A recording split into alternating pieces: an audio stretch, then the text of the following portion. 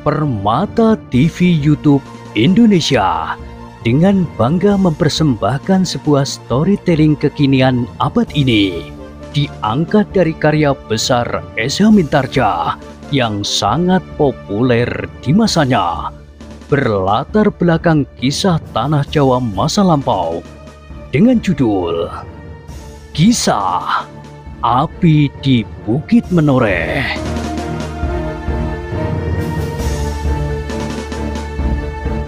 Pada kesempatan yang sangat baik ini, kita masuk pada episode yang ke-626. Selamat menikmati.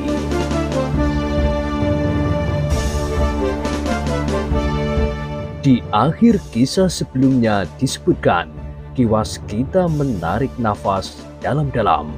Jika pertanyaan itu tumbuh di hati anaknya, maka ia akan menjawab, biarlah orang lain melakukannya.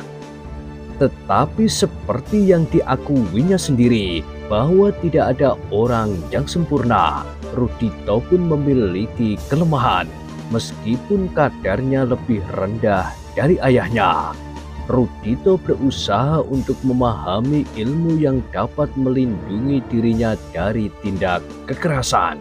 Sedangkan Kiwaskita berbuat demikian pula, tetapi Kiwaskita melindungi dirinya dari kekerasan dengan kekerasan pula. Itulah yang tidak dilakukan oleh Rudito. "Hei, kenapa kau membeku?" bentak orang yang berkuda di hadapannya. Kiwaskita sekali lagi menarik nafas. Sambil mengangguk-angguk kecil, ia berkata, "Baiklah Kisanak, aku akan menyerahkan apa yang aku punyai." Orang itu tertawa.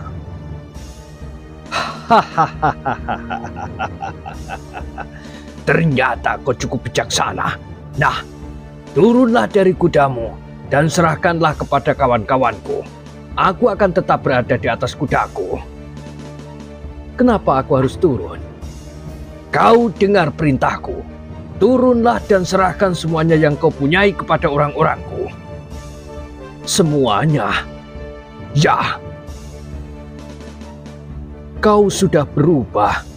Bukankah kau minta menurut keikhlasan dariku? Sekarang kau menuntut semuanya." "Yang berlaku adalah perintahku yang terakhir, dan itu menyebutkan bahwa semuanya akan kami ambil daripadamu."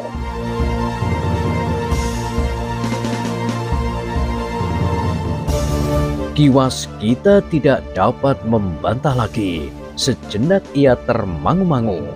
Namun kemudian ia pun meloncat turun dari kudanya, diikuti oleh ketiga orang berkuda yang semula berpapasan di tengah bulak panjang itu. "Ambillah kerismu, ikat pinggangmu lengkap dengan timangnya, dan kampil di pelana kudamu." Kiwaskita tidak menjawab, namun sejenak ia menebalkan tatapan matanya ke sekitarnya. Ternyata bulak itu sepi. Tidak banyak orang yang berada di sawahnya. Jika ada 1-2 orang, mereka berada jauh dari jalan yang lengang itu. Dengan ragu-ragu, Kiwaskita memberikan apa yang diminta oleh orang-orang yang mencegatnya itu. Ikat pinggang, keris dan warangkanya, kampil berisi uang, dan bahkan cincinnya sekaligus. Orang yang masih tetap berada di punggung kudanya itu tertawa. Katanya,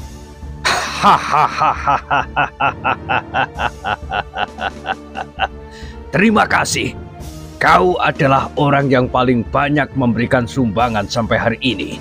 Di hari-hari yang lalu, aku hanya menerima sumbangan yang kurang berarti.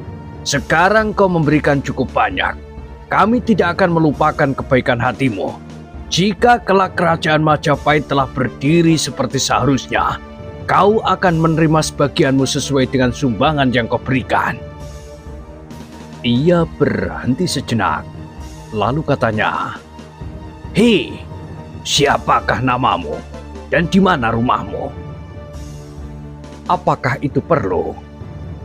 Tentu, aku akan mencarimu kelak. Aku sendirilah yang akan menyerahkan bagianmu kelak. Bahkan mungkin kau akan diangkat menjadi Demang atau kepala tanah perdikan di Menoreh ini, menggantikan Argopati yang tentu harus disingkirkan. Namaku Ki Jolowojo. Hei! Wajah orang itu menjadi merah padam. Dengan nada yang bergetar, ia berkata, "Kau bergurau?" "Aku tidak bergurau. Ki Jolowojo telah meninggal di lereng sebelah timur Gunung Merapi." Dada Ki Waskita lah yang kemudian berdesir. Ternyata berita kematian Ki Jolowojo telah tersebar di antara mereka. Bahkan mungkin telah diketahui oleh setiap orang di dalam lingkungan mereka. Apakah orang-orang yang berada di Padepokan Tambakwedi itu sudah bertemu dan menyatukan diri dengan orang-orang yang membawa songsong menyeberangi Kali Progo? Bertanya Ki Waskita di dalam hatinya, tetapi ia tidak sempat memikirkannya karena sekali lagi ia mendengar orang berkuda itu membentak, "Jawab, dari mana kau mengenal nama Ki Jolowojo?" Ki Waskita termangu-mangu sejenak. Dipandanginya wajah orang-orang berkuda yang garang itu sejenak. Namun kemudian ia menjawab, "Kenapa kau bertanya, dari mana aku mengenal nama itu? Namaku memang Jolowojo. Apakah aneh? Atau barangkali ada orang lain yang bernama sama, tetapi sudah lama meninggal?" Orang berkuda itu mengerutkan keningnya, namun kemudian menarik nafas panjang. "Apakah mungkin nama itu serupa?" "Memang mungkin sekali," sahut Ki Waskita. "Aku sudah mengenal seorang yang namanya mirip namaku." "Sebutkan orang itu." "Tetapi masih selisih sedikit, karena namanya bukannya Jolowojo, tetapi Sisikwojo."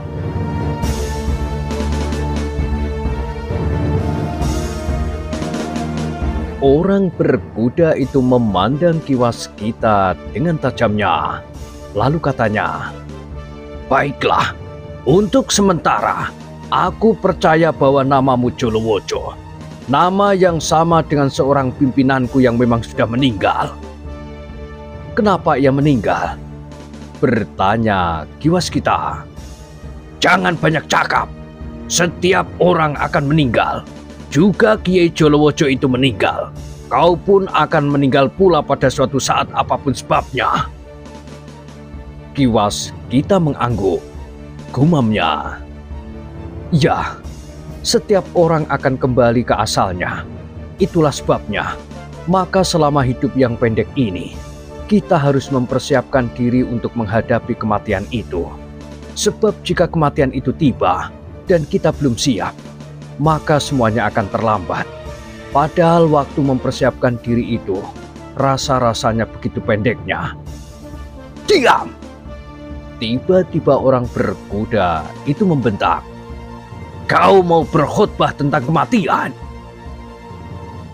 Tidak Kisanak," desis Ki Waskita. "Aku hanya menirukan saja nasihat orang tuaku dahulu." "Tetapi kau tidak perlu mengucapkannya di sini. Aku muak mendengarnya." Baik Kisanak. Nasihat semacam itu memang kadang-kadang seperti cermin yang dapat menunjukkan cacat di wajah kita." "Diam!" orang itu berteriak. "Jika kau mengulanginya sekali lagi, aku bunuh kau, meskipun kau sudah memberikan dana yang cukup kepada kami." Ki Waskita mengangguk dalam-dalam. Katanya tergagap, Baik Kisanak. Aku tidak akan mengatakannya lagi. Sekarang pergilah. Kelak aku akan mencari seseorang yang bernama Ki Jolowojo. Mungkin kau beruntung mendapatkan imbalan dari dana yang kau berikan sekarang. Tetapi mungkin kau akan aku gantung kelak karena khutbahmu itu."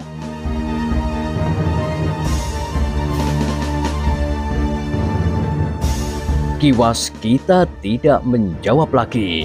Dengan ragu-ragu ia pun meloncat ke punggung kudanya. Dengan suara tertahan-tahan ia berkata, apakah aku boleh lewat? Pergilah! Orang berkuda itu tiba-tiba saja tertawa.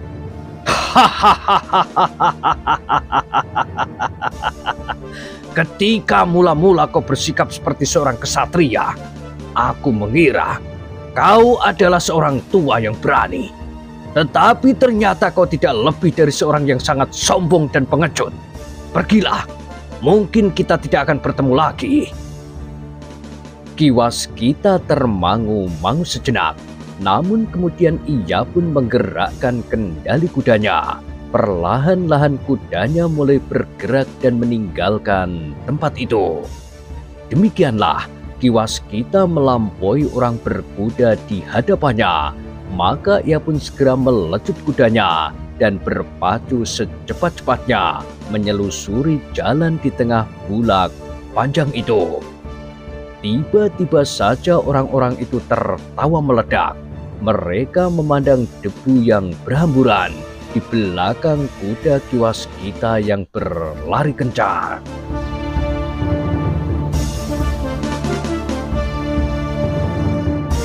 Kita belum pernah mendapatkan hasil sebanyak ini dalam satu kali tepuk, berkata orang yang berkuda yang agaknya pemimpin dari keempat orang itu.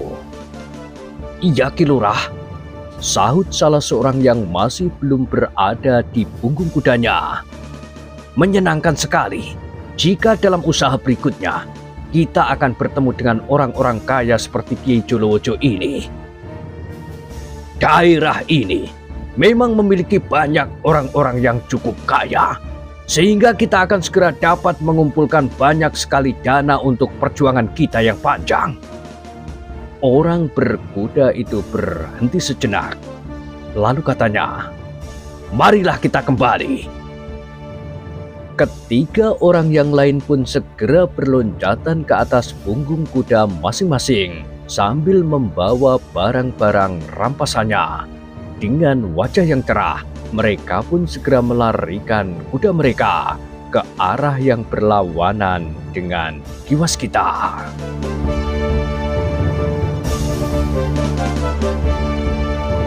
Sementara itu, Kiwas Kita sudah menjadi semakin jauh. Di luar sadarnya ia berpaling, tetapi ia sudah tidak melihat lagi orang-orang yang telah menghentikannya. Aku memang tidak seikhlas Rudito. Ia berdesis, dan ini adalah kekuranganku. Tetapi aku kira aku belum siap untuk dapat berlaku seperti Rudito. Bersamaan dengan itu, maka orang-orang yang telah merampas barang-barang Kiwas Kita itu pun telah memasuki hutan perdu di ujung daerah persawahan.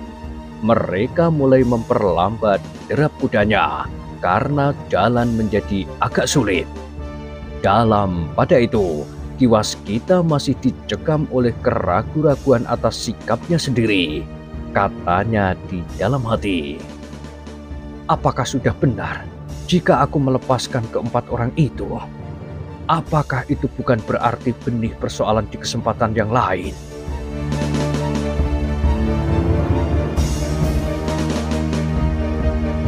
Sementara itu, keempat orang yang memasuki hutan perdu itu mulai merasa terganggu.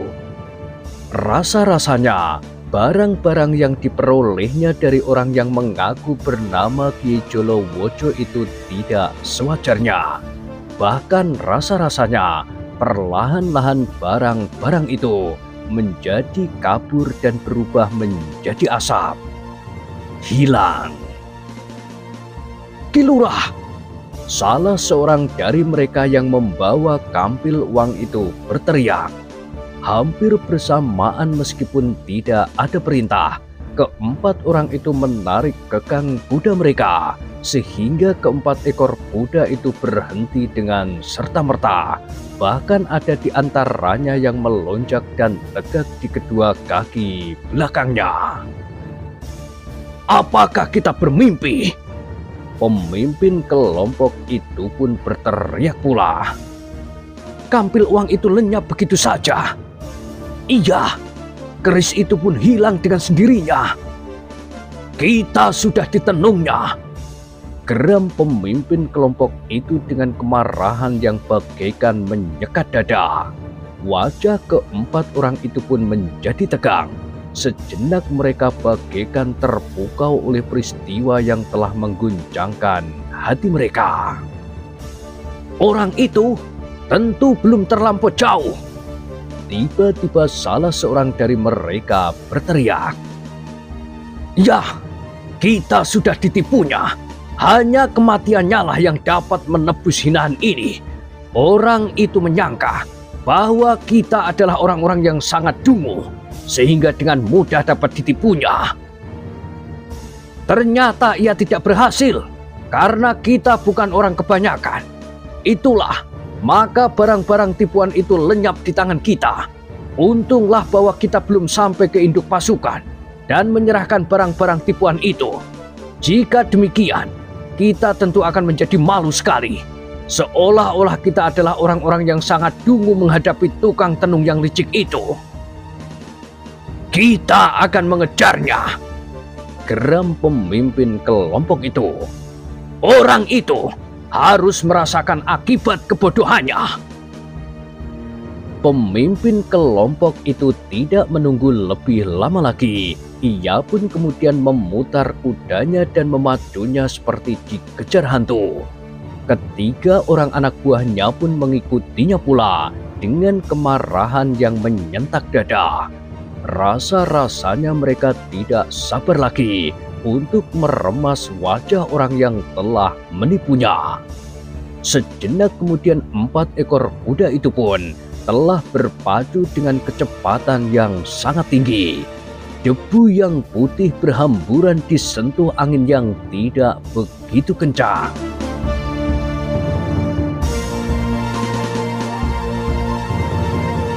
Sementara itu, kiwas kita masih saja dicekam oleh keraguan-raguan. Apakah ia akan tetap membiarkan keempat orang itu bertebaran dan membuat keonaran di saat mendatang? Mudah-mudahan mereka tidak kembali lagi ke telatah menoreh, gumamnya kemudian. Karena itulah, maka ia tidak lagi menghiraukan keempat orang itu. Dipercepatnyalah derap lari kudanya agar ia segera sampai ke padukuhan induk tanah perdikan menoreh. Namun demikian, terbersit juga keraguan-raguan di hati kiwas kita. Benda-benda semu yang dibuatnya tidak dapat bertahan terlalu lama, sehingga ia pun sadar bahwa benda-benda itu akan segera lenyap apabila dilepaskan dari hubungan getaran wujud semu yang berpangkal pada ilmunya, yang menyentuh dan membuat getaran senada pada pusat saraf orang lain, yang tidak mampu menggeser rentangan getar di pusat sarafnya. Jika mereka menyadari bahwa barang-barang yang mereka bawa itu sebenarnya tidak ada, maka mereka tentu akan marah. Mungkin mereka akan berbalik dan mengejarku. Berkata kiwas kita di dalam hatinya, ada sepercik niat untuk membinasakan saja keempatnya, tetapi tiba-tiba saja melonjak sikapnya yang lain. Biar sajalah mereka menjadi marah. Jika mereka tidak menemukan aku, maka mereka tentu tidak akan dapat berbuat apa-apa. Karena itulah, maka ketika di hadapannya nampak sebuah padukuhan kecil, kiwas kita pun mempercepat lari kudanya agar ia sempat bersembunyi di padukuhan itu.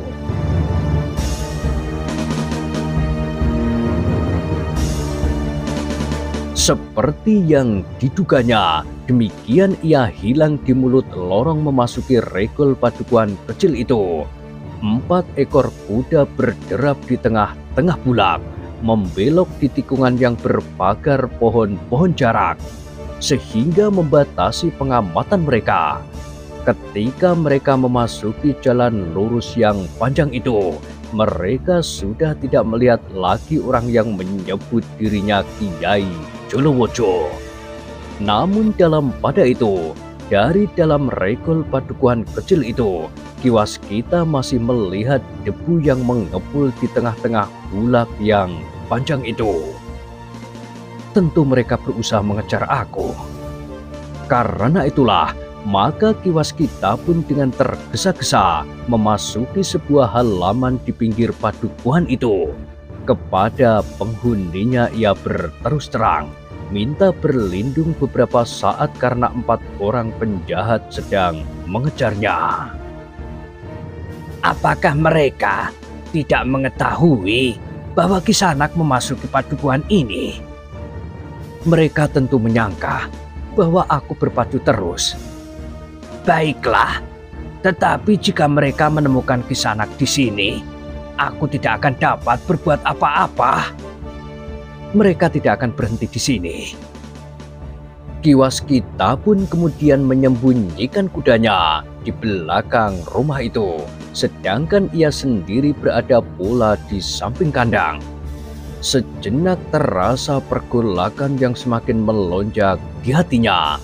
Ia tidak pernah berbuat demikian, bersembunyi seperti orang yang ketakutan. Dalam keadaan demikian, ia selalu tampil dengan dada tengadah. Jika ia merasa lawannya cukup kuat, maka ia melepaskan ikat kepalanya dan membelitkannya di lengannya dan dipergunakannya sebagai perisai yang melampaui kekuatan perisai baja. Tetapi pengaruh hubungannya dengan sikap anaknya telah membuatnya bersikap lain. Seperti orang yang ketakutan, ia bersembunyi di samping kandang yang baunya menusuk hidung untuk menghindari 4 orang penyamun yang sedang mengejarnya. Sejenak kemudian Ki Waskita menjadi berdebar-debar. Ia mendengar derap kuda yang menjadi semakin dekat. Sejalan dengan itu, hatinya pun menjadi semakin bergejolak. Ada keinginannya untuk meloncat menghentikan orang-orang berkuda itu, tetapi kemudian seolah-olah terdengar suara di hatinya. Apa gunanya berkelahi jika persoalannya dapat diselesaikan dengan cara lain? Bahkan kemudian timbul pula pertimbangannya. Bentrokan di saat seperti ini tidak menguntungkan Tanah Perdikan Menoreh yang sedang mempersiapkan diri menjelang hari perkawinan Anggreswandaru dengan Pandanwangi. Lebih baik aku tetap di sini. Keempat orang itu tentu akan segera pergi.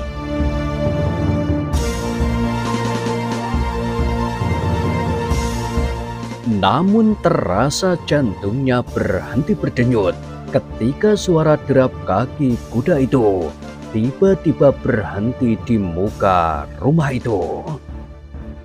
Apakah mereka berhenti?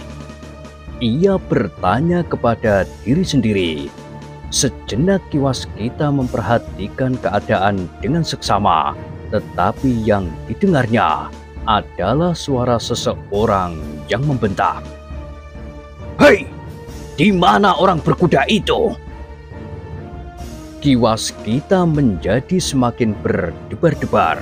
Hampir di luar sadarnya, ia justru bergeser dari tempatnya dan berlari ke sudut rumah itu. "Tetaplah bersembunyi," desis seorang laki-laki tua yang agaknya salah seorang anggota keluarga di rumah itu. Ki Waskita menjadi ragu-ragu, dan sebelum ia bergeser dari tempatnya, ia sudah mendengar suara seseorang yang membentak. "Cepat, tunjukkan di mana orang itu." "Ia tidak singgah kemari," jawab pemilik rumah itu. "Jangan membohongi kami. Jejak kaki kuda itu terputus di sini. Dan lihat, jejak itu memasuki halaman rumahmu." Pemilik rumah itu tidak dapat menjawab. Ia sendiri kemudian menyadari bahwa ia tidak akan dapat berbohong lagi karena jejak itu benar-benar dapat dilihat dengan jelas memasuki halaman rumah itu. Nah, sekarang katakan di manakah orang itu?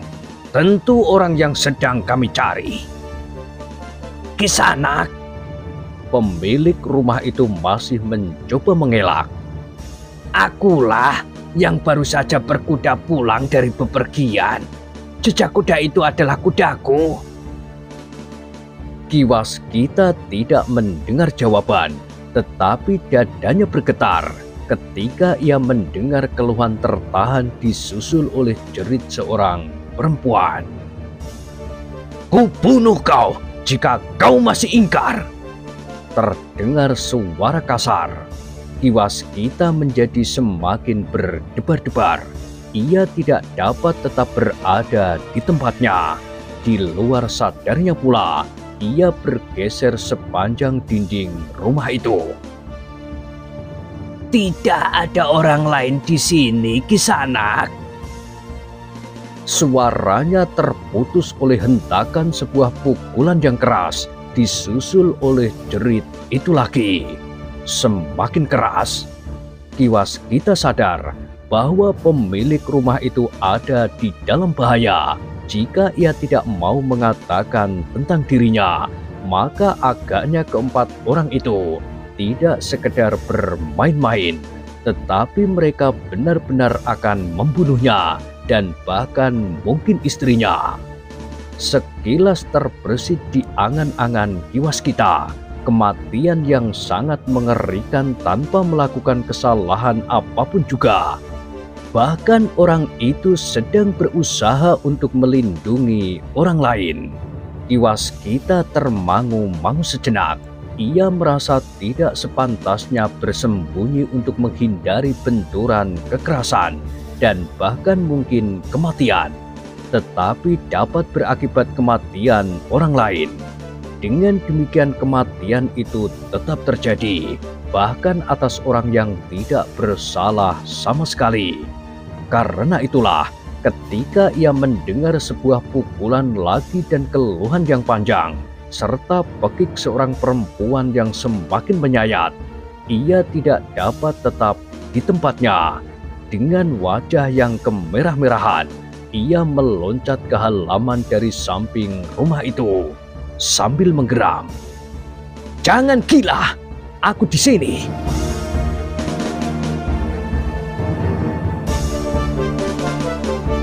Keempat orang itu serentak berpaling. Mereka melihat Ki Waskita berdiri tegak di tempatnya dengan sorot mata yang bagaikan menyala.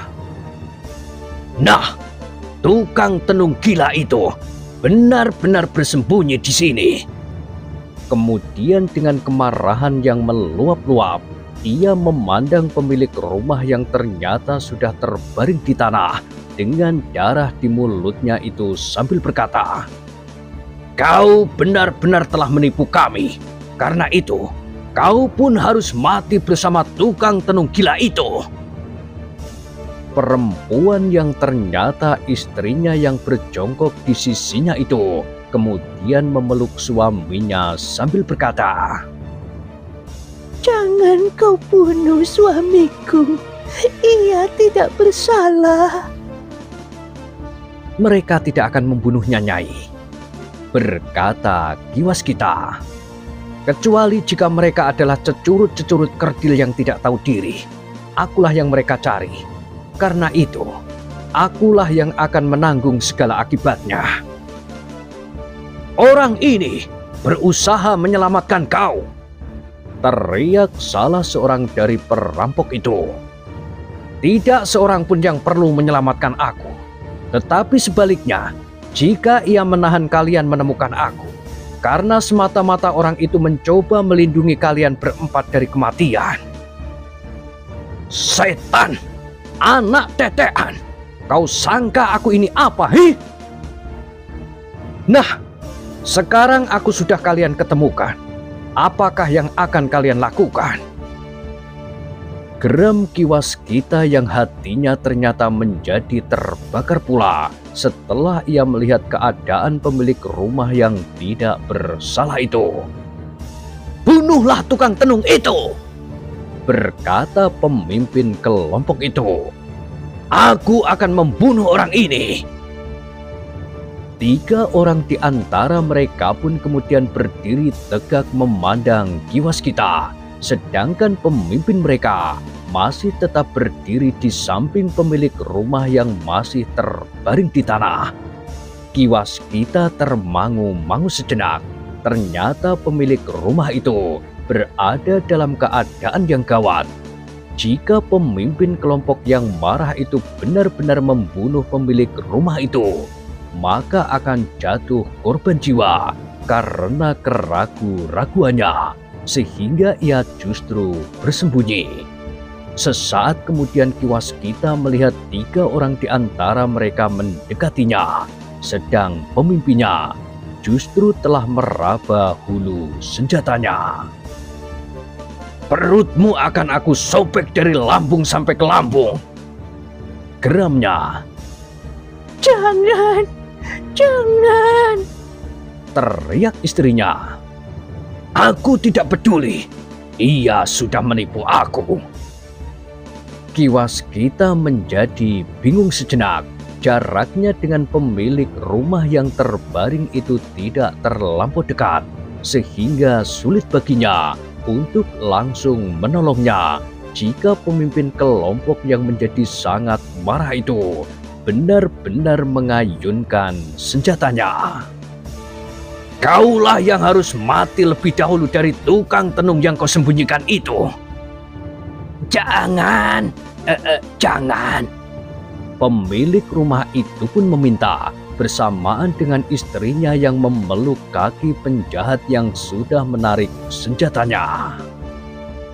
Ki Waskita tidak mempunyai jalan lain. Tiba-tiba saja ia mengerutkan keningnya, seperti getaran dari ilmunya. Tiba-tiba saja telah menyentuh rentang getar di pusat saraf para penyamun itu.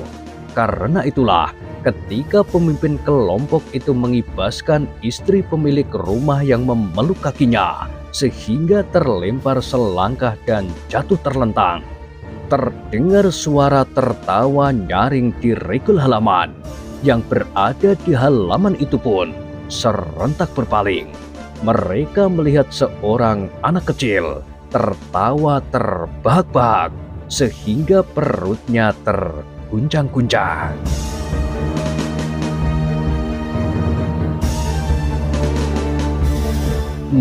Nah, bagaimanakah kisah selanjutnya? Silahkan ikuti terus kisah Api di Bukit Menoreh pada kesempatan berikutnya. Sampai jumpa.